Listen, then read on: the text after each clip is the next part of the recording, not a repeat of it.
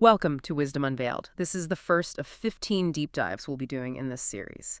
And just before we jump in, a quick disclaimer. This is a translation of conversations with Iranian philosophers. Some concepts or details may not be fully conveyed. We do apologize for any discrepancies. Okay, so today we're getting into the work of Hakim Abul Qasim Ferdowsi, specifically his incredible epic, the Shahnameh. Our mission here isn't just to recount the stories. We really want to explore the philosophical, the ethical, even the mystical stuff hidden inside, drawing on insights from Iranian thinkers like Dr. Dinani and Dr. Larijani. Their conversations are really our main source here.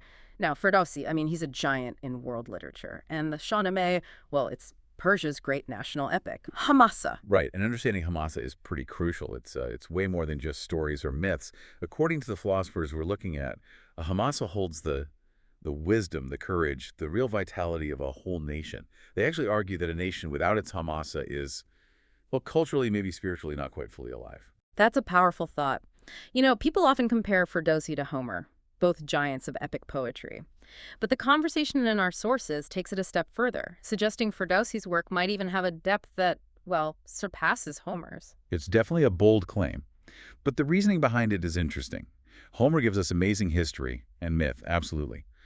But the Shahnameh, even with all its kings and battles, these philosophers see it as just packed with philosophical truth, ethical guidance, and deep insights into Iran's history and soul. Okay, so it's not just a straightforward history, then. There are these other layers, these hidden dimensions. Exactly. That's the core insight from our sources. They interpret the big epic battles Ferdowsi describes as, well, symbolic. They represent this inner human struggle. It's called Jang-e-Daruni. Jang-e-Daruni, like an internal war. Precisely. The constant battle inside us between goodness Yazdan, the divine force, and wickedness Ahriman, the satanic force. So the fighting on the outside mirrors the spiritual conflict happening within us that really shifts how you read it. It completely does. And that's what elevates the Shahnameh into the realm of mysticism, or Irfan. Take Rostam's Seven Trials the Half-Khan.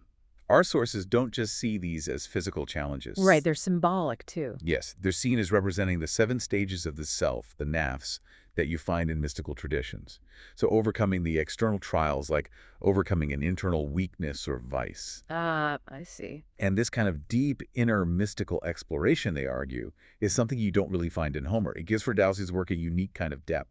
This is where, for me, it gets really profound. The philosophers talk about where conflict actually starts. Yes, this idea is really striking. War doesn't truly begin on a battlefield. It begins in the mind. Conflict comes from the clash of ideas. Idisha, when thinking becomes rigid, inflexible, kind of frozen, that's where war takes root. Which means peace also has to start in the mind. Exactly right. Peace needs dialogue, compromise. Yeah. And that requires intellectual flexibility, a kind of fluidity in thought. They describe thought itself, andisha, and intellect, akwal, as being inherently dynamic, puya. Dynamic, meaning always moving. Always moving, always sort of beginning, never static. True thinking isn't frozen. Like a flowing river, maybe, not a stagnant pond? That's a perfect image. And this dynamic quality, this flow, it's linked to the Persian idea of Rawan, the soul or psyche, which is also seen as inherently moving, flowing. So while we have to acknowledge history, the old, this dynamic thinking, is always creating the new. And Ferdowsi is seen as embodying this. He respects history deeply, but his way of thinking is alive, it's moving forward. That makes a lot of sense. You couldn't create something like the Shahnameh with a rigid mind. Digging a bit deeper now, our sources look at Ferdowsi's own roots, connecting his work to, well, wisdom and faith. Yeah, there's an interpretation discussed where Ferdowsi is seen as subtly weaving Shia thought into the fabric of the epic, using Iranian literary traditions as a vehicle. They link this to Imam Ali saying, wisdom is the lost property of the believer. The idea being, the Shahnameh helps you find that lost wisdom. So the epic as a guide to wisdom. Kind of, yeah. The sources frame Ferdowsi positively here as a wise thinker drawing on his faith. They do note, though, that this interpretation might be viewed differently by others. Okay. And this depth, his connection to monotheism, tawhid, and Islamic wisdom, Hikmah, it's apparently right there in the opening line. Oh, absolutely. The analysis of the opening verses is fascinating. He starts, in the name of the Lord of life and wisdom, than which thought cannot pass beyond. Notice the order. Yan, life first, but guided by Hirad. Wisdom, which is like akwal, intellect. Life guided by wisdom. Right. And that phrase, than which thought cannot pass beyond. It suggests God is ultimately beyond our human thinking, may be only reachable through the highest intellect itself. And then Lord of Name and Lord of Place. What's packed into just those few words? A huge amount, actually. Lord of Name is deeply significant in Islamic thought. God is known through his names, the Asma. These names aren't just labels. They're seen as manifestations of reality itself. Our sources point to Quranic verses like, glorify the name of your Lord, or he taught Adam the names. So the names reveal reality. In a sense, yes. They are how we perceive the divine attributes in the world. And Lord of Place then points to God as the Lord of all existence, the very ground of being. Everything exists within him, so to speak. Okay. There's one more line from the opening they highlight. From name and sign and conjecture higher, the creator of the elevated jewel. Yes, this emphasizes God's transcendence tanzi. He's beyond any name, sign, or guess we could make. But then, the creator of the elevated jewel, Goar Bershoda. Here, the interpretation offered in our sources is very specific and important. They identify this elevated jewel as the first intellect, Aqli Awal or Aqli Gol. The first intellect, the first thing created. Exactly. They explicitly connect this to the Hadith. The first thing God created was the intellect. So by starting his epic, essentially, with the creation of intellect, Ferdowsi is placing himself firmly within Islamic philosophy and mysticism right from the very beginning. Wow, just those opening lines, they hold so much. Most people would just read past them. It changes everything. It really does. And it shows this depth isn't just thematic, it's embedded in the very language Ferdowsi used and arguably saved. The philosophers really emphasize his contribution to the Persian language. His work didn't just preserve it, it enriched it, made it robust and sweet enough to carry these massive philosophical, mystical, and literary ideas. So he built the foundation for later poets. Absolutely. Figures like Malavi, Hafez Sadi, they inherited this powerful linguistic tool.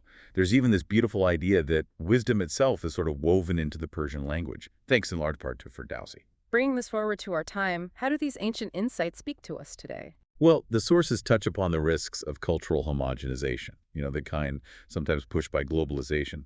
The argument is that diversity, linguistic, cultural diversity, is crucial for human flourishing, for the growth of thought itself. Like the flowing river versus the stagnant pond again. Exactly. A stagnant pond can get corrupted, but a flowing river stays alive.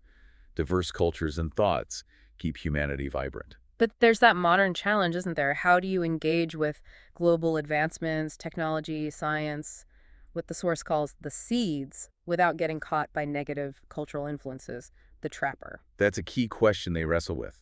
An answer proposed is awareness, agahi. An aware person, an aware nation can navigate this. They can use the tools, the technology, without being sort of captured by the negative aspects or losing their own identity. Awareness as the key to navigating modernity. Yes.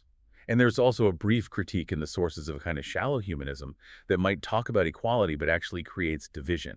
It highlights the need for genuine understanding, not just surface-level engagement. So wrapping up this first exploration, looking at Ferdowsi through these philosophical, mystical, theological lenses, even just in those opening lines, gives a completely different picture. It stops you from just seeing him as a storyteller. You see the Hakim, the wise one. You see someone who embedded incredibly deep thought into this epic narrative. And it kind of circles back to that poetic idea we touched on.